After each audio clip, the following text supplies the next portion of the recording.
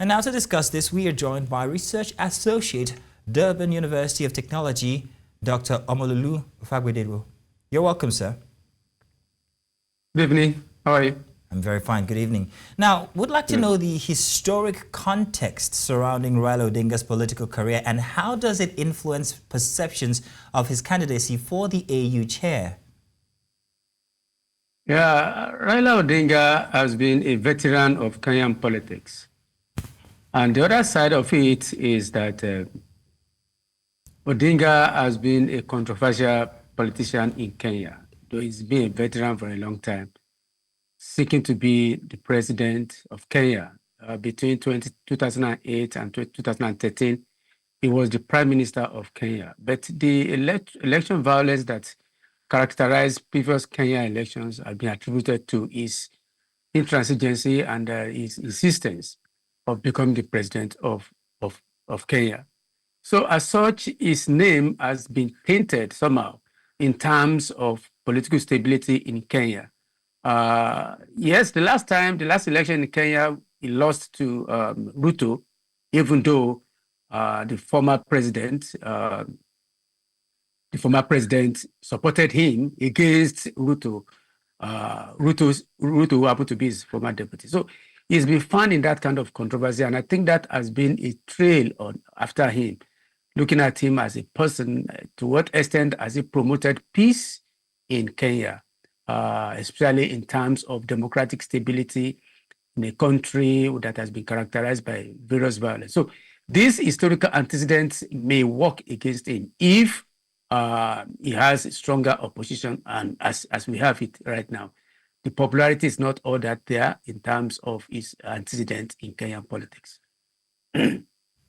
Okay, let's talk about the youth in Kenya. We've seen them plenty in the news recently, especially when it comes to dissent, speaking out. So regarding this situation right now, Odinga, what specific concerns have young Africans expressed regarding the leadership of older politicians like Raila Odinga? Well, the greatest problem we have in Africa today is the idea of having octogenarian as our leaders, whereas we have vibrant and younger people who could really handle the affairs of the nations.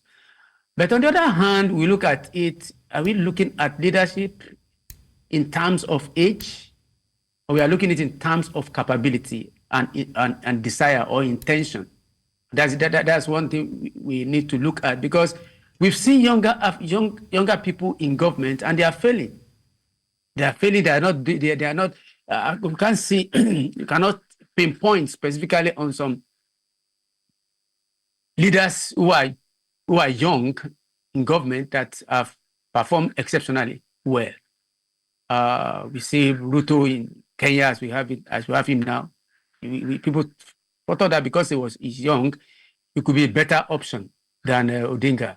And we see in other African countries where we have younger people in ministries, as ministers, as advisors, they are performing woefully. So are we looking at performance in terms because of age, or we are looking at it in terms of capability of the individual?